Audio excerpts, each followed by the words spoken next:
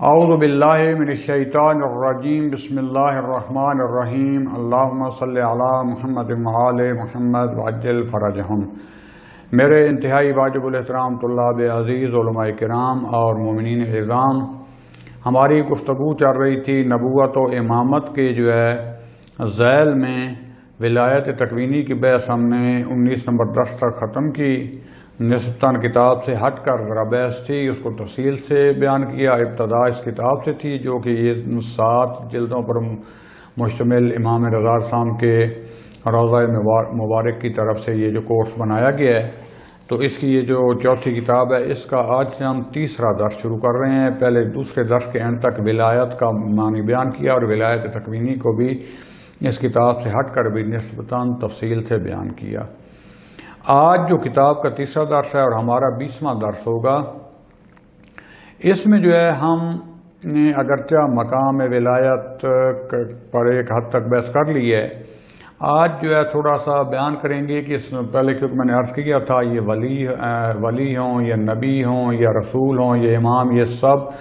پہلے مرتبہ ولایت و خلافت پر ہوتے ہیں، خدا ان کو عطا کرتا ہے، پھر بعد میں ان کو مناصب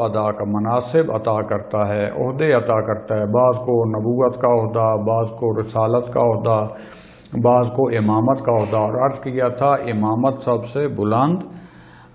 مرتبہ ہے خدا کے نزدیک۔ اب ہو سکتا ہے کہ ایک شخص امام ہو لیکن نبی نہ ہو، یا ایک نبی ہو لیکن امام نہ ہو، البتہ رسول جو بھی ہوگا وہ پہلے نبی ہوگا۔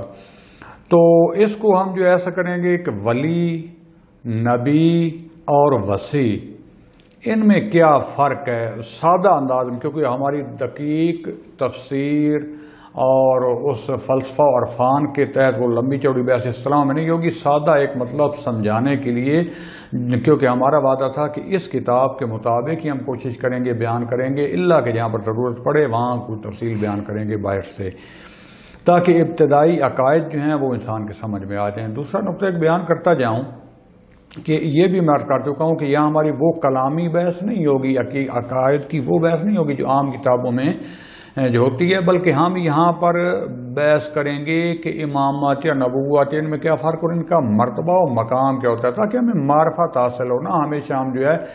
وہ شیعہ سنی اور یہود اور نصارہ اور ان کے ساتھ ہر مقابلے کی باتیں اور وہ لے کے آتے رہیں، وہ اپنی جگہ پہ وہ بھی ضروری ہے، لیکن یہاں ہم کو حقائق پہ گفتگو زیادہ کریں گے جس سے ہماری معرفت میں زیادہ اضافہ ہو، فقط علم میں اضافہ نہ ہو بلکہ معرفت میں بھی اضافہ ہو۔ اور ایک تیسرا نقطہ ساتھ دوبارہ دہراتا جاؤں کہ برادران اسلام، اس لیے عقائد کو سمجھنے کے لیے صاف اور پاک ظرف کی ضرورت ہوتی ہے۔ اس کو درس کو سنیں، کوشش کریں کہ کیا آپ کے پلے پڑا، کوئی سمجھ آ گئی بسم اللہ اور یقیناً آئے گی۔ بعض چیزوں کی ہو سکتا ہے سمجھ نہ آئے تو اس پر یہ فتویٰ فوری نہ لگا دیا جائے، جیسے کہ ہمارے سوشل میڈیا پہ بحثیں ہو رہی ہوتی ہیں ولایت تکوینی کی، ولایت فقیہ کی اور علم غیب کی، اور ایک دوسرے کو وہابی اور مکثر اور غالی اور کیا کیا فتوے لگا دیے جاتے ہیں، بلکہ خدا کے لیے اپنے آپ کو تمام شخصیات سے ہٹا کے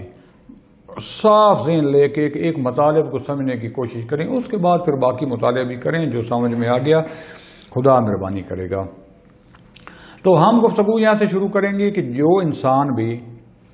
ولایت کے مقام اور مرتبہ پر پہنچتا ہے اس کو ولی خدا کہتے ہیں۔ یہ ولی خدا مقام ولایت یعنی خدا بند عالم کا قریب ترین کا درجہ، یعنی جو خدا کے قرب میں پہنچ جائے، خدا کے درمیان اس کے زیادہ حجاب نہ رہیں،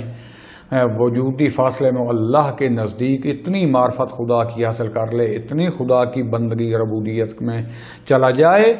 کہ خدا کے قریب ترین مقام پر رہ جائے، کہ جو اس دنیا و ما فیہا میں جو کچھ بھی ہے اس سے اپنا رابطہ کاٹ لے، با این معنی کہ زندہ رہنے کے لیے جتنی ضرورت ہے، یا لوگوں کو ہدایت کے لیے، یا یہاں سے سفر کرنے کے لیے جو چیزیں ضروری ہیں، اللہ نے جو دین واجب قرار دیا ہے، یا جن ریاضات کی جس زہد کی اجازت دی ہے، اس طریقے سے یہ معرفت مقام پر پہنچے، یہاں تک کہ اس کے ہوش حواس، اس کے اس کی فکر ہمیشہ خداوند عالم کی ذات، اس کی صفات، اس کے مظاہر میں غرق رہے، تو ایسے انسان کو خداوند عالم جو ایسے طہارت کے مقام پر اپنے نفس کو طاہر کر لیتا ہے تو خداوند عالم اس کو ولایت کا مرتبہ عطا کرتا ہے۔ اور جب بھی یہ ایک یقینی سا قاعدہ ہے، کوئی انسان چاہے وہ نبی ہو، چاہے وہ رسول ہو، چاہے وہ امام ہو، چاہے باقی اگر خدا ان کے راستے پر چلنے والے ہوں، جب بھی مقام ولایت پر پہنچتا ہے تو پہلے اس کے بہت زیادہ ریاضت کرنی پڑتی ہے، عبادت نہ ریاضت وہ جو ہندو لوگ کرتے ہیں یا مثلا صوفی عام قسم کے گمراہ لوگ، کیونکہ عرض کیا ہے کہ خداوند عالم نے ایک حد تک تمام انسانوں میں یہ ملکہ رکھا ہے، یہ صفت رکھی ہے کہ اگر وہ ریاضت کریں گے، دنیا سے جتنا دور ہوں گے تو ان کو ایک حد تک مقام ولایت حاصل ہو جائے گا، چاہے مشرک ہی کیوں نہ ہو۔ فرق صرف یہ ہوتا ہے کہ مشرک جو ہوتا ہے دنیا کے حقائق اس لیے جانتا ہے کہ دنیا پر اپنی برتری جاری رکھ سکے، اپنی حکومت بنا سکے، تسلط بنا سکے، جہاں تک کہ وہ پہنچتا ہے۔ لیکن جو ولی خدا ہوتا ہے وہ خداوند عالم کے قرب میں جاتا ہے، اس لیے کہ خدا کی ذات راضی ہو جائے، وہ حقائق کو سمجھے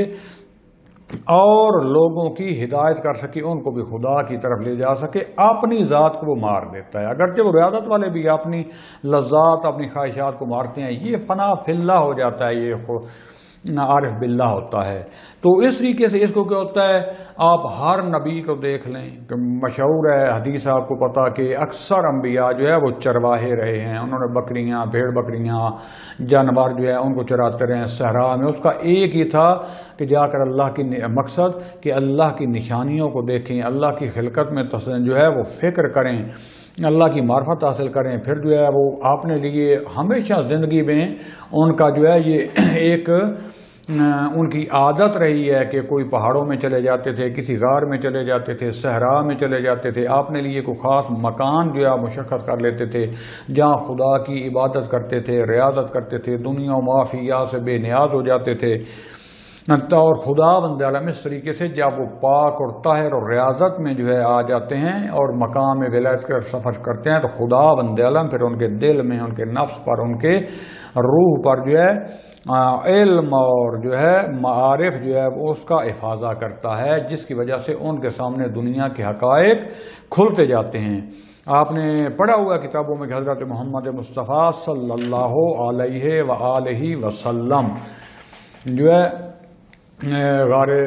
کو اپنا ہرا جو ہے غار ہرا اس میں چلے جاتے تھے، تو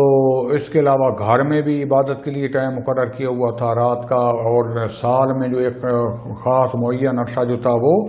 غار ہرا میں گزارتے تھے، عبادت کرتے تھے۔ امام علی علیہ السلام ان کے ساتھ ہوتے تھے، وہ بھی ریاضت میں شامل، یعنی ان کو سکھاتے تھے۔ اگرچہ اکثر یہ چیزیں ہمارے سکھانے کے لیے ہیں کیونکہ خداوند عالم نے ان کو پہلے علم عطا کیا ہوتا ہے، لیکن اس دنیا میں بھیج کے پھر میں بعد میں بیان کروں گا مقام کہ یہاں سے پھر وہی ریاضات عبادات کر کے دوبارہ وہ اس مقام کی طرف جاتے ہیں، مادہ کو کراس عالم طبیعت کو چھوڑتے ہوئے۔ تو دوستان عزیز یہ ہوتا ہے، ان کو خدا مقام ولایت عطا کر دیتا ہے۔ بس یہ مقام ولایت پر جو انسان بھی پہنچ جاتا ہے، اگر وہ کسی کے نیچے نہیں ہوتا، یعنی کسی کے تحت میں نہیں ہوتا، اور استقلالاً یعنی خداوند عالم کے حکم و ارادے سے وہ جا خدا اس کو مرتبہ عطا کرتا ہے، تو بعض کا خداوند عالم اس کو منصب بھی عطا کر دیتا ہے نبوت کا۔ نبا یعنی خبر دینے والا، بلند شریف۔ تو خداوند عالم کے اگر یعنی مستقیم اللہ حفاظت اس کو کرتا ہے تو اس سطح پر پہنچتا ہے مقام ولایت خلافت میں کہ اللہ اس کو جو ہے رتبہ عطا کر دیتا ہے نبوت کا۔ بعض ہوتے ہیں وہ ایسے مستقیم نہیں جاتے، بلکہ جو ہے دوسرے اولیاء خدا کی شاگردی میں مثلا جو ہے وہ یہ سفر طے کرتے ہیں، تو اس کو عموماً جو ہے وہ جان نشین نبی یا وسیع کہتے ہیں یا ولی کہتے ہیں۔ جیسے کہ حضرت علی علیہ السلام مثلا غار ہرا میں ساتھ جاتے تھے، امام علی علیہ السلام حضرت محمد مصطفیٰ صلی اللہ علیہ وآلہ وسلم کے ہمیشہ ساتھ رہتے تھے۔ خود بتاتے ہیں کہ میں رسول پاک کے ساتھ صلی اللہ علیہ وسلم کے ساتھ ان کے ایسے چمٹا رہتا تھا کہ حتیٰ بچپن میں بھی وہ مجھے اپنے سینے پر لٹاتے، اپنے منہ میں غذا چبا کے میرے منہ میں ڈالتے، اور میں اونٹنی کے بچے کی طرح ہمیشہ ان کے پیچھے پیچھے رہتا تھا اور ان کی ہدایات پر عمل کرتا تھا۔ پس جو ہے ہر وسیع کا درجہ جو ہے ولی یا اپنے زمانے کے نبی سے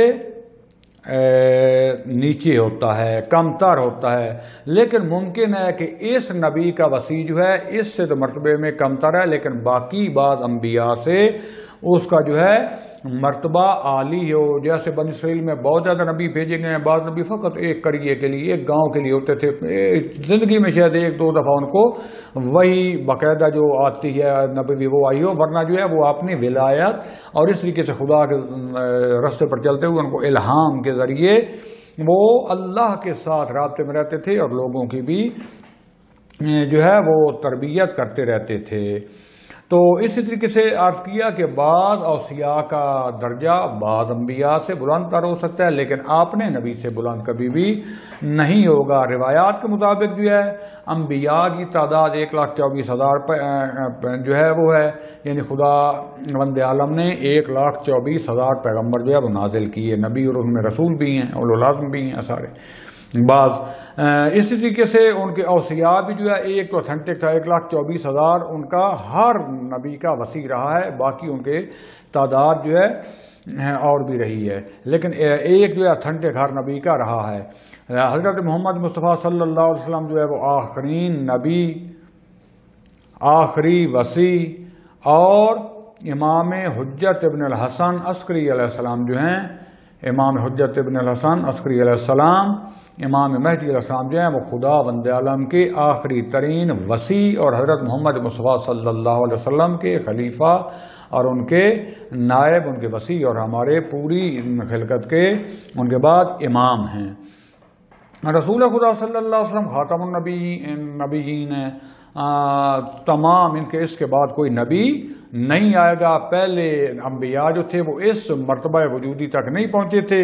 کہ ان کے بعد کوئی نبی نہ ہو، لیکن الحمدللہ ہمارے نبی پاک صلی اللہ علیہ وآلہ وسلم کے آنے سے اسلام کا وہ جو پیغام خداوند عالم پہنچانا چاہتا تھا، جو ہر دور میں کچھ اضافے سے بڑھتا رہا، بعض زمان و مکان کی وجہ سے بعض احکام جو ہے وہ جو عارضی ہوتے تھے ختم بھی ہوتے رہے، بار جدید بھی آتے رہے، یہاں آ کر انسانیت بلندی کے مقام پر اتنا پہنچ چکی تھی کہ ان کو نبی آخر الزمان بنایا، اور ابھی خاتم النبیین ہیں اور امام مہدی السلام ان کے خاتم الاوصیاء ہیں۔ لہذا ان کے بعد اور کوئی نبی بھی نہیں آئے گا اور کوئی وسیع بھی نہیں ہوگا، اگرچہ ان کے نائب عمومی پائے جاتے ہیں کہ ان کی غیبت کے دور میں جو انہوں نے کہا کہ ہماری طرف سے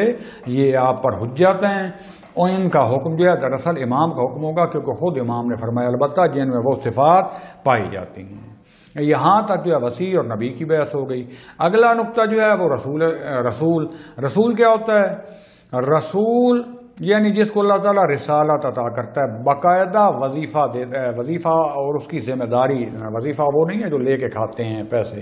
یعنی ذمہ داری، تکلیف لگائی ہے لوگوں کی ہدایت کے لیے، انبیاء اور اولیاء میں سے ہوتے ہیں۔ ان کو جو ہے فقط فنا فی اللہ کا جو مقام ہے ولایت ہوتی ہے اور اللہ کے ساتھ رابطہ ہوتا ہے، زیادہ اس میں ہوتے ہیں، ایک حد تک جو ہے لوگوں کے ساتھ بھی تعلق ہوتا ہے، دنیا کے ساتھ ورنہ زیادہ ادھر رہتے ہیں۔ اللہ تعالیٰ ان کو اس حالت سے نکال کر باقاعدہ ان اولیاء خدا کو جو ہے جو کہ نبی بھی ہوتے ہیں اور ان کو مقام رسالت عطا کر دیتا ہے، کیونکہ نبی جو ہوتا ہے اس کا زیادہ کوشش ہوتی ہے کہ اللہ کے جمال میں غرق رہتا ہے، اللہ کی معرفت کے لیے دن رات اپنے جو ہے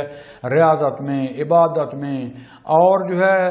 خدا کی تسبیح و تقدیس میں لگا رہتا ہے۔ ایک حد تک اس کا لوگوں کے ساتھ رابطہ ہوتا ہے کہ جو پہلے انبیاء یا ان کا جو آ رہا ہوتا ہے یا کبھی اس کو الہام ہو جاتا ہے تو لوگوں کو بتا رہا ہوتا ہے، لیکن رسالت یعنی باقاعدہ اللہ نبی کے ذمہ لگا دیتا ہے کہ اب آپ جا کے مخلوق کو میرا پیغام دو اور ان کا ہاتھ پکڑو، ان کو باقاعدہ ہدایت دو۔ بس جب رسول اس مقام پر ہوتا ہے تو اگرچہ اس کے ساتھ وحی کا سلسلہ جاری رہتا ہے اور یہ اپنا فنا فی اللہ والے حالات بھی جو ہے کبھی نہ کبھی جو اس میں جاری رہتے ہیں، لیکن پھر اس کا زیادہ وظیفہ جو ہوتا ہے وہ خدا کے دین کو پہنچانا، لوگوں کو صحیح ہدایت کر کے اس کا جو ہے پیغام صحیح طریقے سے پہچانا۔ یا عرفا جو ہے انہوں نے اصطلاحیں بیان کی ہیں بطور ولی کہ جب انسان اس دنیا طبیعت سے سفر کرتا ہوا عالم ملکوت کی طرف جاتا ہے تو ان کا پہلا جو سفر ہوتا ہے اس کو کہتے ہیں سفر من الخلق الی الحق، یعنی خالق سے وہ اپنے آپ کو بے نیاز کرتا ہوا حق تعالی خدا بند عالم کی طرف جو ہے اپنے آپ کو فنا کر لیتا ہے۔ اور یہ سفر جو ہے عالم یہ مقام ولایت پر پہنچ جاتا ہے. پھر جو ہے خداوند عالم جو ہے مقام ولایت پر جب پہنچنے کے بعد دوبارہ جب اس دنیا میں پلٹتا ہے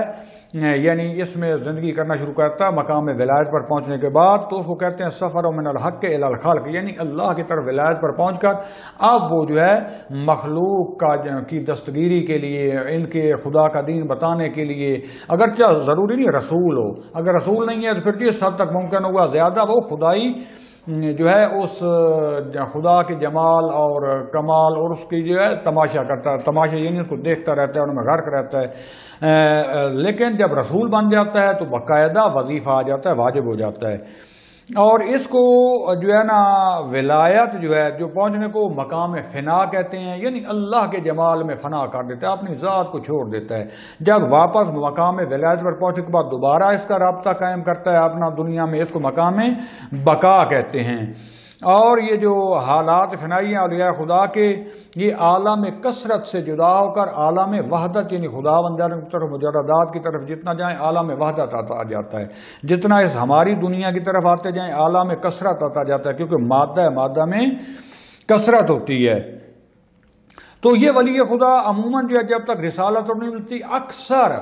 عالم وحدت میں جو ہے توجہ ان کی ہوتی ہے، غرق رہتے ہیں. کبھی کبھی جو ہے یا ایک خاص حد تک جو ہے وہ مخلوق کی جو ہے وہ دستگیری کرتے ہیں،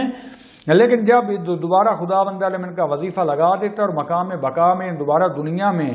لوگوں کی دستگیری کے لیے دین خدا کے لیے جو ہے ان کو کچھ نہ کچھ عہدہ مل جاتا ہے تو اس کو کہتے ہیں عالم بقا، یعنی یہ اس میں آ جاتے ہیں کیونکہ ابھی اس مقام پر پہنچ چکے ہوتے ہیں کہ دوبارہ ان کو عالم کثرت میں اپنے آپ گمراہ ہونے کا خدشہ بہت کم ہو جاتا ہے، بلکہ نہ ہونے کے برابر. اور اس عالم بقا کو مقام جم میان وحدت و کثرت بھی کہتے ہیں، یعنی یہ کیونکہ یہ پہ عالم وحدت بھی دیکھ چکا ہے، عالم کثرت بھی دیکھ چکا ہے، لہذا جو ہے یہ آپ جو ہے عالم بیداری میں جو کچھ دیکھ رہا ہوتا ہے، حتی عالم خواب میں بھی نیند بھی اس کے لیے اس کی نیند بھی بیداری ہوتی ہے خدا سے، اور عالم ملکوت سے ان کا اتنا رابطہ برقرار ہو چکا ہوتا ہے، اس جو ہے وہ مقام پر پہنچ چکے ہوتے ہیں. لہذا یہ پھر کیا کرتے ہیں کہ اپنا ٹائم تقسیم کر کے جو ہے بعض اوقات خداوند عالم کے قرب میں جو ہے فنا فی اللہ ہو جاتے ہیں، پھر جو نکال کے ٹائم تو جو ہے لوگوں کو خدا کے رستے کی طرف جو ہے لے جانا شروع کر دیتے ہیں. امام صادق علیہ السلام حضرت موسیٰ علیہ السلام کے جو ہے حالات کے بارے میں فرماتے ہیں، یہ مصباح الشریعہ صفحہ نمبر 196 سے میں نقل کر رہا ہوں. فرماتے ہیں کہ جب حضرت موسیٰ علیہ السلام جو ہے وہ کوہ طور پر گئے 40 دنوں کے لیے، پہلے 30 دنوں کا وعدہ تھا، 40 پورے ہوئے، تو کہتے ہیں خدا کے جمال میں اور خدا کے قرب میں اتنے غرق تھے خدا کے عشق میں کہ 40 روز نہ انہوں نے کوئی کھانا کھایا، نہ پانی پیا، نہ ان کو بھوک لگی، نہ ہی یہ سوئے، نہ ان میں کوئی سستی پیدا ہوئی، کیونکہ اتنا خدا کے ساتھ قرب میں اور خدا قرب میں جا چکے تھے مقام ولایت پر، اور خدا کے اتنے قرب میں کہ ان کو اس دنیاوی مادی چیزوں کی کوئی پرواہ بھی نہیں رہی ہے. پس جو اوصیاء خدا ہیں پیغمبران میں سے، ان میں سے بعض کو یہ جو منصب مل جاتے ہیں، بعض کو منصب نہیں بھی ہوتے لیکن مقام ولایت پر یہ ہوتے ہیں. لہذا جو خدا بند من انبیاء کو یعنی ارسال کرتا ہے، مبعوث کرتا ہے، یعنی یہ مقام رسالت پر فائز ہو جاتے ہیں. بعض انبیاء مقام رسالت پر فائز ہوتے ہیں، بعض کو اللہ تعالیٰ فقط نبی رکھتا ہے، یعنی ایک حد تک پہلے نبی رسول کا جو ہوتا ہے وہ سلسلہ چلاتے ہیں، یا ان کو جو الہام ہوتا رہتا ہے، یہ کبھی وحی ہو جاتی ہے، لیکن باقاعدہ جو صحیح وظیفہ خدا دے کے بھیجتا ہے جس پر باقی انبیاء بھی عمل کرتے رہتے ہیں اس کو رسول کہیں گے. اس لحاظ سے رسول خدا صلی اللہ علیہ وسلم یا باقی جتنے رسول ہیں ان کا درجہ نبی سے جو ہے بہتر ہوگا. البتہ اس میں تفصیل اور بھی دی ہوئی ہے، ایک حوالے سے نبی جو ہے اور ایک حوالے سے رسالت کا جو ہے تفصیل بیان چاہتی ہے، لیکن میں فی الحال یہاں پر وہ بیان نہیں کروں گا. تو بعض رسول جو تھے ان کو شریعت مستقل دی گئی، بعض کو جو ہے وہ پہلے رسولوں کی شریعت پر ہی عمل کرنا پڑا. تو جن کو شریعت مستقل دی گئی تھی ان کو اولو العزم پیغمبر کہا جاتا ہے. وہ 5 ہیں، جس میں سے حضرت نوح علیہ السلام، حضرت ابراہیم علیہ السلام، حضرت موسیٰ علیہ السلام، حضرت عیسیٰ علیہ السلام اور حضرت محمد مصطفیٰ صلی اللہ علیہ وآلہ وسلم. یہ جو ہے مستقل شریعت والے تھے. بعض اور نبی تھے جن کو الواح دی گئی، بعض دیے گئے، لیکن یہ مستقل شریعت والے تھے، اس لیے ان کو اولو العزم پیغمبر کہا جاتا ہے. اس کے بعد ہماری بحث ہوگی کہ امام کا مرتبہ کیا ہے، یا ان سے عمران کا امام کا ڈفرینس کیا ہے، وہ انشاءاللہ ہم اگلی گفتگو میں بیان کریں گے. صلی اللہ علیہ رسول الکریم و اولاد المعصومین والحمد للہ رب العالمین. والسلام علیکم ورحمۃ اللہ وبرکاتہ.